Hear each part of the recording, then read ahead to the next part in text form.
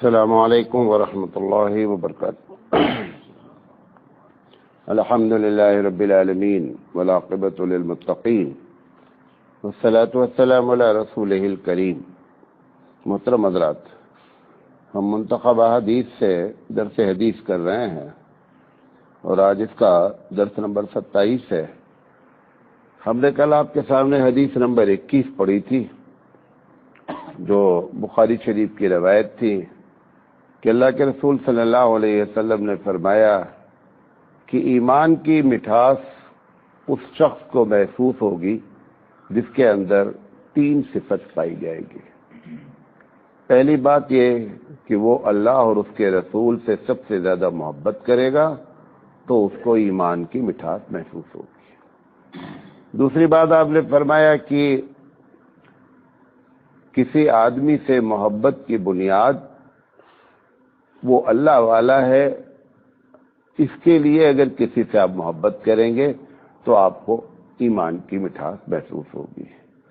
اور تیسری بات کہ جب ایک آدمی اسلام لے آیا یا مومن گھر میں پیدا ہو گیا تو حالات کتنے بھی خراب ہوں، اس کے دل میں یہ بات نہیں آنی چاہیے کہ میں یہ کہاں اس دھرم میں آ گیا یا میں کیوں مسلمان کے گھر میں پیدا ہو گیا۔ اس کو اتنی نفرت ہونی چاہیے کفر سے۔ کافر سے نفرت الگ چیز ہے، کفر سے نفرت الگ چیز ہے، دونوں لفظ میں فرق کریں۔ ڈاکٹر کو مرد سے سخت نفرت ہوتی ہے، مریض سے نفرت نہیں کرتا ہے۔ کفر ایک مرض ہے، اس سے ہر مومن کو نفرت ہونی چاہیے، لیکن کافر سے نفرت نہیں ہونی چاہیے۔ بات فرق، کیونکہ جیسے میں بولوں گا کفر سے نفرت تو آپ سمجھیں گے ان سے لڑائی کرنا چاہیے۔ کفر الگ چیز ہے، کافر الگ چیز ہے۔ تو اس سے نفرت اتنی ہونی چاہیے کہ آدمی جب کسی کو دیکھے کہ آدمی اللہ کے علاوہ دوسری کی پوجا کرتا ہے تو اس کو اندر سے کڑھن ہونا چاہیے کہ بیچارے کو صحیح بات نہیں معلوم ہے، اس کی وجہ سے یہ جہنم میں چلا جائے گا، یہ اندر سے کڑھن۔ اور اگر اس کے بارے میں ہو کہ اگر آپ کو ساری سہولت دے دی جائے اور کہا جائے آپ اسلام چھوڑ دیں تو وہ اس بات کو پسند کرے کہ مجھے جلا دیا جائے لیکن میں ادھر سے چھوڑ کے ادھر نہیں جاؤں گا۔ یہ 3 باتیں جب ہوں گی تو اس کے اندر کیا ہوگی؟ ایمان کی مٹھاس محسوس ہوگی۔ یہاں تک بات میں نے آپ کو کل بتائی تھی۔ اس میں 2 باتیں ہیں، ایک اللہ سے محبت کی بات ہے اور ایک رسول اکرم صلی اللہ علیہ وسلم سے بات ہے۔ اس کا میں نے معیار یہ بتایا تھا، اور بھی ایک جملہ بول کر پھر آگے بات کرتے ہیں۔ میں نے اس کا کسوٹی جو معیار ہے کہ آپ کو کیسے معلوم ہو کہ میں اللہ اور اس کے رسول سے خوب محبت کرتا ہوں، تو اس کا ایک سیدھا سا فارمولہ یہ ہے کہ جب اللہ اور رسول کی بات آ جائے تو بندہ اپنی بات چھوڑ دے، چاہے وہ گھر والے ایک طرف ہو جائیں، چاہے ہمارا نقصان ہو جائے، چاہے دنیا والے برا بھلا کہیں۔ یہ اگر کیفیت ہے تو اس کا مطلب آپ حقیقت میں ایمان والے ہیں، ورنہ ایمان تو ہے ناقص ہے، کمپلیٹ انکمپلیٹ ایمان ہے۔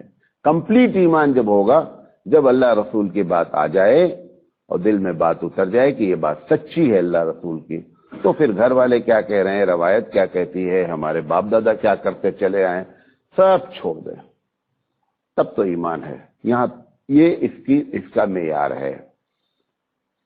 اب یہ ایک بڑا سوال ہے کہ یہ کیفیت کیسے پیدا کی جائے۔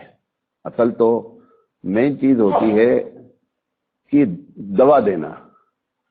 اگر کوئی ڈاکٹر یہ کہے کہ آپ کو یہ مرض ہے لیکن مجھے یہ نہیں معلوم ہے کہ اس کا علاج کیا ہے، تو یہ ڈاکٹر انکمپلیٹ ہے، غلط جگہ آپ ڈاکٹر کے پاس جا رہے ہیں۔ ڈاکٹر کو دونوں باتیں معلوم ہونی چاہیے کہ تمہارا مرض یہ ہے اور اس کا علاج یہ ہے۔ تو اب یہ مرض ہمارے ساتھ لگا ہوا ہے، تو اس کا علاج کیا ہے؟ کیسے ہم اللہ سے، رسول سے کیسے محبت، کیا چیزیں ہم اپنی اختیار کریں گے کہ محبت آٹومیٹک طور پر پیدا ہوگی، پیدا کرنی نہیں پڑے گی، قدرتی طور پر محبت پیدا ہوگی۔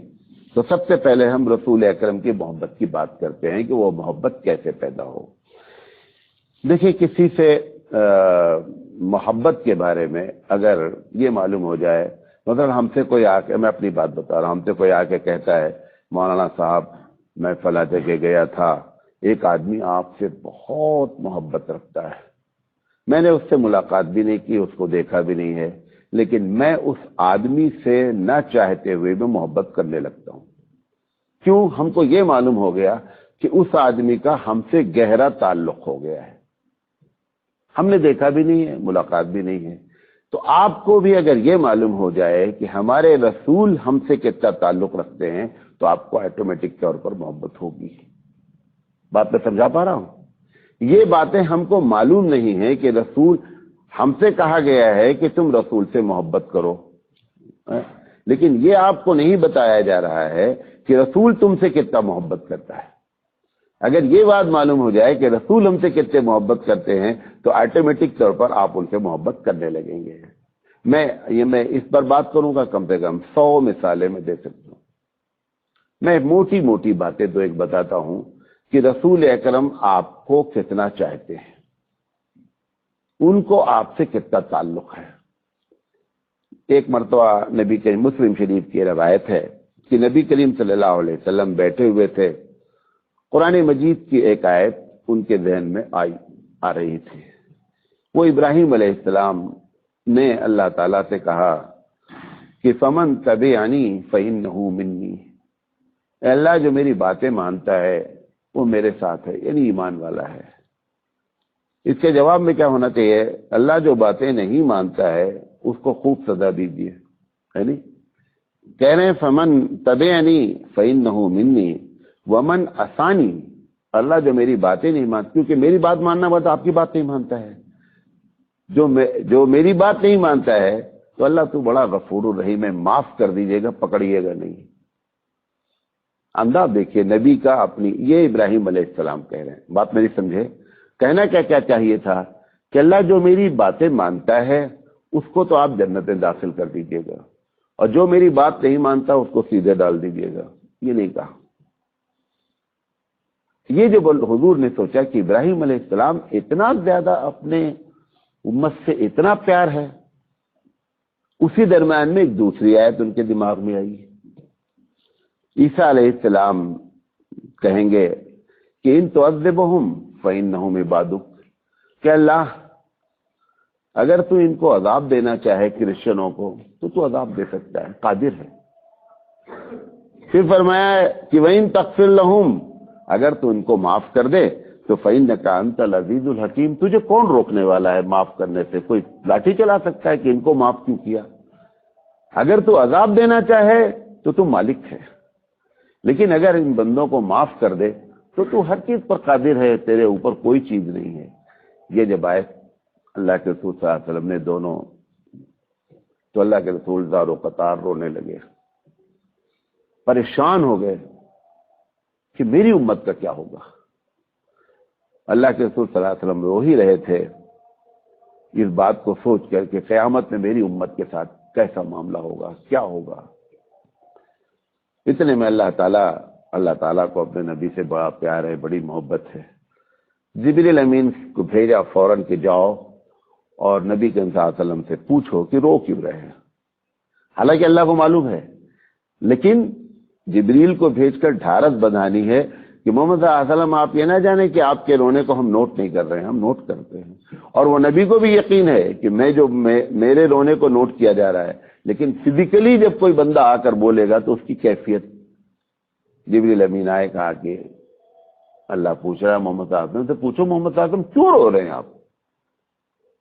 تو جبریل امین سے محمد صلی اللہ علیہ وسلم نے کہا کہ میں یہ سوچ کے رو رہا ہوں کہ میری امت کے ساتھ کیا ہوگا، یہی سوچ کر کے میں رو رہا ہوں۔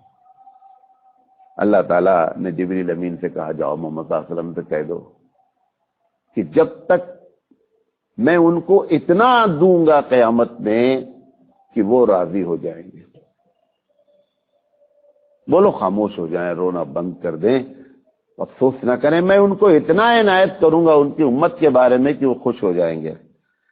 جب جبریل امین نے آ کر کے کہا کہ اللہ کہہ رہا ہے کہ میں تم کو اتنا دوں گا کہ تم خوش ہو جاؤ گے، تو حضور نے فرمایا میں کبھی نہیں خوش ہوں گا جب تک کہ میرا آخری آدمی جہنم سے نکل کے نہ آ جائے۔ قرآن مجید کہتا ہے وَلَسَوْفَ يُؤْتِيكَ رَبُّكَ فَتَرْضَىٰ، تیرا رب تجھ کو اتنا دے گا کہ تو راضی ہو جائے گا۔ حضرت علی کرم اللہ وجہ فرماتے ہیں کہ اس آیت سے زیادہ امت کی فضیلت کی کوئی آیت نہیں کہ جس میں اللہ ڈائریکٹ خود کہہ رہا ہے۔ یقینی بات ہے بادشاہ بول دے کسی سے ٹھیک ہے گھبراؤ نہیں ہم دیکھ لیں گے، تو عام آدمی کا بولنا نہیں ہے، وہ بادشاہوں کا بادشاہ اگر بول دیا ہے کہ محمد صلی اللہ علیہ وسلم آپ ایک دم فکر نہ کریں، حضور نے فرمایا کہ میں جب تک آخری آدمی کو نکال نہیں لوں گا جہنم سے تب تک میں راضی نہیں ہوں گا۔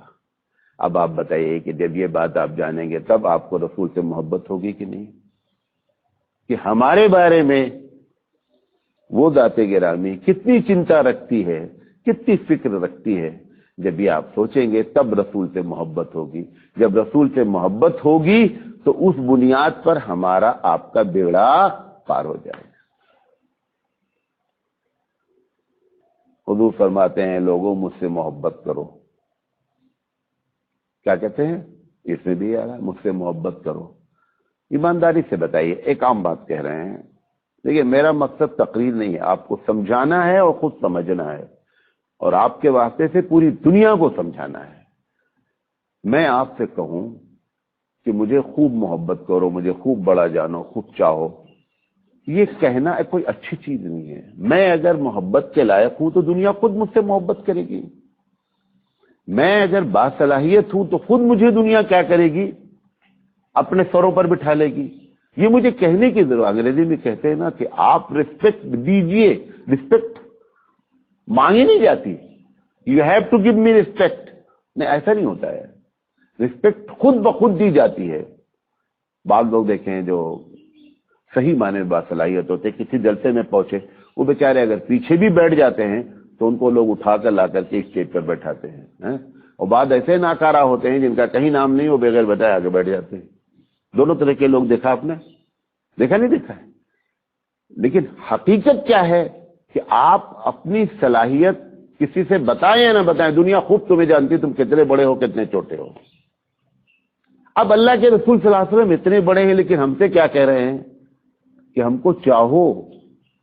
گلاب کہنے نہیں آتا ہے کہ مجھے سونگوں میں بڑا خوبصورت ہوں، گلاب کے اندر خود اتنی خوشبو اچھی ہے کہ لوگ مجبور ہو کر کے کیا کرتے اس کو سونگتے ہیں۔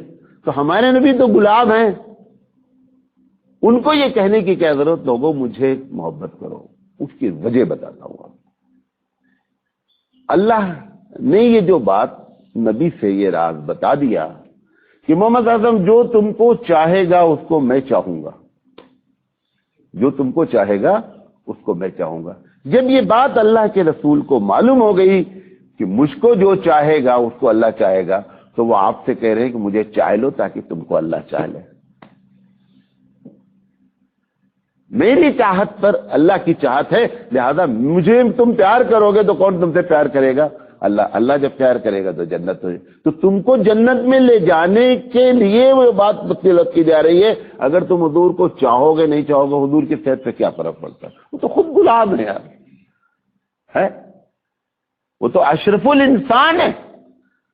لیکن آپ کی محبت میں انہوں نے یہ ایک فارمولہ آپ کو بتا دیا کہ مجھ کو چاہ کر کے آپ اپنی جنت بنا لیں۔ دیکھیے کتنا پیار ہے حبیب مصطفیٰ صلی اللہ علیہ وسلم کو۔ ایک مرتبہ نبی کریم صلی اللہ علیہ وسلم نے کہا اللہ میں انسان ہوں۔ غور سے سنیے گا، کچھ لوگ طے کیے رہتے کہ ہم کو سونا ہے۔ اللہ کے رسول صلی اللہ علیہ وسلم نے فرمایا اللہ میں انسان ہوں، میرا دل کبھی دکھتا ہے۔ انسان کتنا ستاتے ہیں لوگوں نے ستایا۔ حضور نے فرمایا کہ اللہ میں اگر ان کے لیے بد دعا کروں نا تو قبول نہیں کرنا۔ انسان ہوں، تکلیف پہنچی، منہ سے نکل گیا، اللہ برباد کر دے۔ حضور کیا فرما رہے ہیں؟ اللہ میں ایسا بولوں نا تو کبھی قبول نہیں کرنا میری دعا۔ کون انسان ہے انسان کو چاہنے والا اتنا بڑا ہے کوئی ہے؟ پھر کیا کہا؟ چلو نہ قبول کرنا. فرمایا کیا کہ اللہ اس کے حق میں وہ بد دعا کو دعا مان لینا. قربان جائیے، قرآن کریم ایسے نہیں بولا ہے، اللہ ہے جو دلوں پہ رکھ کر کے بتاتا ہے. کہتا انک لعلی خلق عظیم. محمد ارزم آپ اخلاق کی چوٹی پر ہے. آپ تو کسی کو اچھا اس لیے کہتے ہیں کہ اس کا ظاہر ہی دیکھ لیتے ہیں، لیکن رب ذوالجلال تو اندر کی بات جانتا ہے نا. وہ اندر کی بات جان کر اگر کسی کے بارے میں کہہ رہا ہے انک لعلی خلق عظیم، اس کا اندازہ نہیں کیا جا سکتا ہے کہ حبیب مصطفیٰ سرکار دو عالم صلی اللہ علیہ وسلم کتنا آپ کو چاہتے ہیں. آپ نے فرمایا اللہ میری بد دعا قبول نہیں کرنا. میں کتنا بولوں. اللہ کے رسول صلی اللہ علیہ وسلم کہ مدینے میں حالات اسلامی گورنمنٹ اسٹیبلش ہو گئی. اللہ نے اسلام کا جھنڈا گاڑ دیا. آپ کی عادت تھی کہ جب کوئی مر جاتا تھا، نماز جنازہ جب آتی تو آپ پوچھتے تھے اچھا یہ بتاؤ اس نے کسی کا قرضہ تو نہیں لیا ہے؟ اگر کوئی کہہ دیتا کہ قرضہ لیا ہے تو آپ کہتے کہ میں نماز جنازہ نہیں پڑھاؤں گا. اللہ نے خود ہدایت کی ہوگی کہ محمد صلی اللہ علیہ وسلم تم ہاتھ اٹھاؤ کسی کے لیے اور میں نامعاف کروں، یہ اچھی چیز تو نہیں ہے. اس لیے امت کے کسی شخص کو یہ کسی مولوی کو اختیار نہیں ہے. یہ نوٹ کر لے بات، ہماری بات سن کر یہ نہیں سمجھیں کہ مولانا کو بھی اختیار ہے اگر کسی کے اوپر قرضہ نہیں تو نماز نہیں پڑھا. یہ مولانا کو اختیار نہیں ہے، یہ نبی کی خصوصیت ہے. حضور صلی اللہ علیہ وسلم کہتے تھے کہ آپ لوگ نماز پڑھ لیں، میں نماز نہیں پڑھاؤں گا، کیونکہ میں کہوں اللہم اغفر لحینا و میتنا اور اللہ بولے نہیں معاف، تو کس کی دعا رد ہوئی؟ حبیب مصطفیٰ کی دعا رد ہوئی. اس لیے اللہ کے رسول کہتے تھے آپ نماز پڑھیں. مکے کی یہ حالات تھے. خیر مکے میں بہت چند ہی دن ہے نماز جنازہ شروع ہوئی تھی. مدینہ آئے شروع کے دن ٹائٹ تھے. اس کے بعد اللہ نے فراوانی کی. فرماتے تھے کہ قرضہ ہے اس کے اوپر، اگر بتا دیا جاتا اللہ کے رسول قرضہ ہے، اسی وقت بولتے تھے جس کا قرضہ ہے بتاؤ بھائی. چھوٹی سی آبادی تھی مدینے کی، کوئی آدمی مرتا تھا تو سارے لوگ اکٹھا ہو جاتے تھے. اللہ کے رسول صلی اللہ علیہ وسلم اپنی پاکٹ سے نکال کے اس کا قرضہ پہلے ادا کرتے تھے اسی وقت کہ یہ بندہ اللہ کی مغفرت کا مستحق ہو جائے. کتنا پیار ہے اس کو اپنی امت سے. یہ خدا نہ خواستہ یہ پکڑ نہ جائے رب کی گرفت.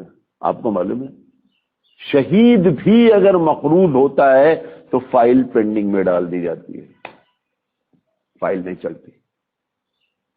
لہذا اللہ کے رسول صلی اللہ علیہ وسلم کو اتنی محبت ہے. پیسہ خرچہ کرنے کی بات ہے، یہاں پیسہ لینے کی. اور کیا کہتے تھے کہ اگر یہ وراثت چھوڑ کر مرا ہے تو وراثت بانٹ لینا، قرضے کا میں ذمہ دار ہوں، وراثت تمہیں لے لینا. یہ حبیب مصطفیٰ سرکار دو عالم صلی اللہ علیہ وسلم کو اپنی امت سے اس طریقے کی آپ کو محبت تھی. نبی کریم صلی اللہ علیہ وسلم جب معراج پہ گئے تو آپ کو معلوم ہے کہ 50 وقت کی نماز فرض ہوئی. جب موسیٰ علیہ السلام نے پوچھا اللہ آپ کو کیا گفٹ دیا ہے، کیا بولا ہے 50 وقت کی نماز.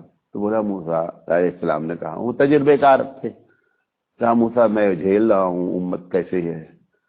تو حضور نے سوچا ہے تو بڑا مسئلہ ہو جائے گا 50 رکعت نماز کا. امت کی سہولت کے لیے رب ذوالجلال کے پاس 5 مرتبہ گئے، اللہ کم کر دو بہت زیادہ ہے. ایمانداری سے بتاؤ اگر 50 ہو جاتی تو کیا ہوتا؟ 50 وقت کی نماز اگر فرض ہو جاتی تو ہماری کیفیت کیا ہوتی ہے؟ یہ ان اللہ کے رسول کی اپنے امت سے جو محبت ہے نا، اس محبت میں 5 ہوئی ہے. اللہ کے رسول صلی اللہ علیہ وسلم. میں بولتا رہوں گا، میں صرف 20 منٹ پورا کروں گا، ورنہ میں اس پر آپ بولیں گے میں 10 دن بولتا رہوں گا. یہ اللہ کا فضل ہے.